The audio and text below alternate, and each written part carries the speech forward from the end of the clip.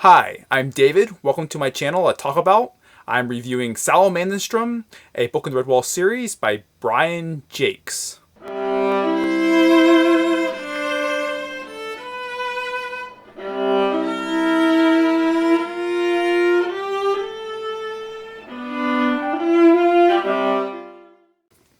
this book is really good. First off, because it's part of the Redwall series, which I'm a big fan of. This massive series is the reason why I got into reading initially.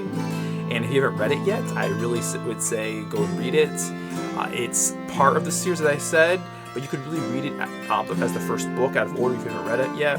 Though I would probably say maybe start with the first 2 or 3 books to get into the series. But this book is really great because of the author, his writing style, and his ability to just create this world, this warmth of this world, Redwall and the surrounding country, Mossflower and the sea and creatures. And if you haven't seen my other videos, I've reviewed a few of the other Redwall books so far. I will provide a link at the end of this video, so please go check that out. In this book, you get to see a lot of the world because of all the creatures and the journeys they go on. It is a lot, but it works, I think. The main focus of this book is really the mountain Salamandastron, as the title kind of foretells a little bit. It's a mountain that used to be volcanic years ago in the past, and now isn't, and is basically ruled by a badger, Lord Earthstripe and his hares, the Long Patrol, and they are attacked by Farago the Assassin and his horde, and his son Klitch. His horde, he's a weasel, and his son's a weasel, and their army is made up of weasel stouts and ferrets, foxes and rats, and so they're going after the mountain. And really, Redwall becomes second in this book, which is a little bit unusual for Redwall books, because obviously it's the Redwall series, though it's in here, and it does happen in some other books because of the past. Obviously, usually in the past when it goes to other books, goes back in before Redwall was built. But so I mean, it happens sometimes in the other books, but it's not obviously usually the main focus of a opposing army is to get Redwall because it's so great. But Salamandastron is really great, a great fortress, and so they're going after that. And you can kind of tell it's a little bit in the past of Redwall because of, I love how you can tell because of the Joseph Bell, which obviously was split from 2 in the first book, and so you kind of can tell the history of where you're at immediately just because of the bell itself. In the meantime, while this war really is taking place at Salamandastron, Redwall Abbey is having its own unique kind of battle. It's different than what usually takes place at Redwall Abbey, though there are some kind of instances that happen in other books, and so they're kind of having their thing there, while one of the main characters, one of the adventurers and journeyers in this book, Mara, a badger, and Pickle, a hare, they both are good friends, and they both leave Salamandastron. They're looking for an adventure of their own, and she's the daughter of Lord Earthstripe, and they kind of find an adventure, they kind of tricked into one actually, that they really weren't looking for, but so they go off on their thing. Other characters who go on a journey is Samkin, a squirrel, and Arula, a mole. They both are kind of partners in crime at Redwall Abbey, and because of an incident that is really shocking, they end up going off in search after something that was stolen to get it back, and so they go off on their adventure. The last of these adventure seekers who go off on a journey is Thrug, an otter, and a dormouse named Dumble, who go off in a search for a solution to Redwall's problems, and they're going off on that in a whole different direction than the rest of them. And so starts all these different characters going off all across the world, Redwall, Mossflower, the whole sea, and everything. In my opinion, the real main character focus of this book is Farago the Assassin. I think he's the best character, my personal favorite of this book. He's just so well written. He he's really, really evil, weasel. He has like these blue eyes that kind of like trap you into his plan.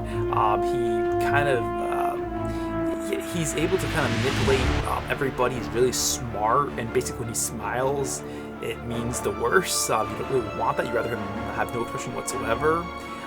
He's named Farago the Assassin for a reason, and he's really deadly with his knives. And he's, I find him different than he's similar but different than a lot of Redwall villains. He doesn't really ever go crazy. And he's more on the sense of smart. He's very vicious. He's a really good fighter, but he's not necessarily the big, strong one. He's more of a smart, intelligent, and he's kind of always above the others. And he's kind of fun to watch and see what he's going to do next. And you feel like he's kind of on top of everything all the time. And he's a son named Klitsch, who's kind of following after his footsteps.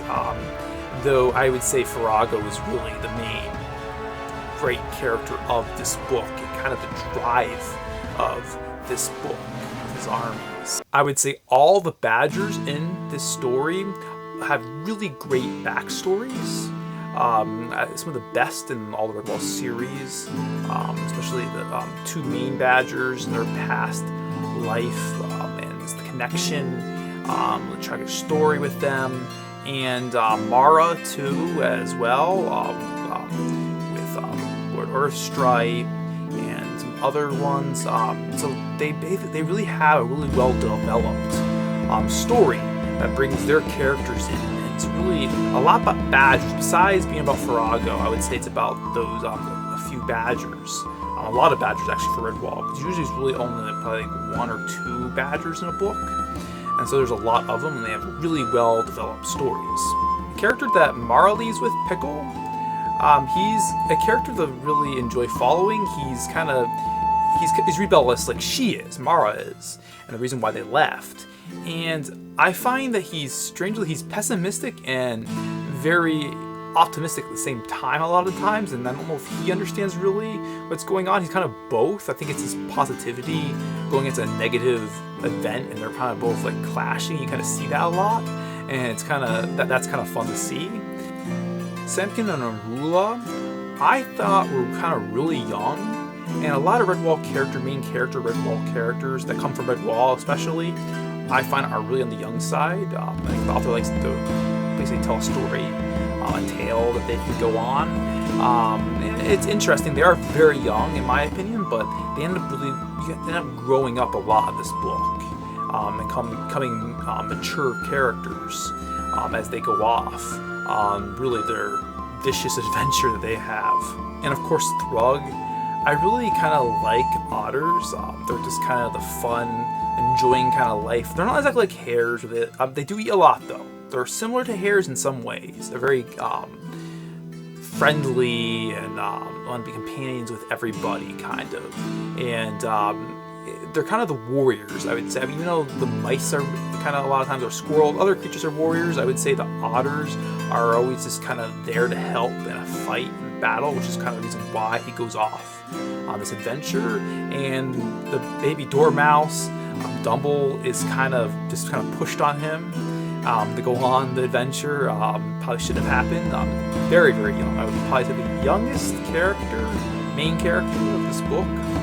All these creatures in this book and other books of the Redwall series have their own unique war cries, which I think the author, I really hand it to him and doing a good job there, because I think it really brings the different animal types, kind of brings them into their own voice, kind of gives it to them, because they're all different war cries. And yeah, I think it kind of really brings that world more to life because they all have that in it. You kind of hear their voice. As I said, this book is definitely different, I think, than the other Redwall books, which kind of tells you how great this author is really in writing, how he can really bring a different story to each one.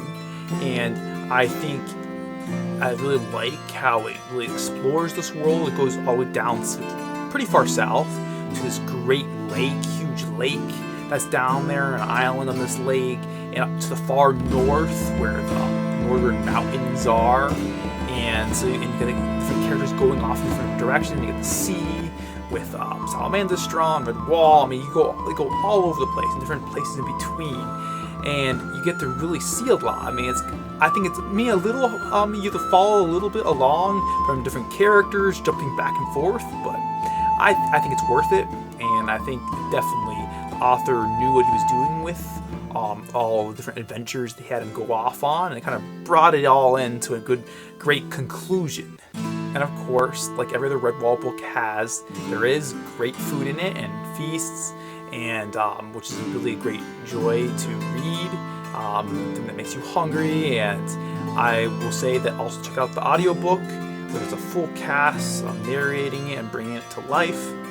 Thanks for watching my review of Salamandastron. If you did enjoy it, please leave a like and subscribe to my channel if you'd like to see more videos like this in the future. See you next time.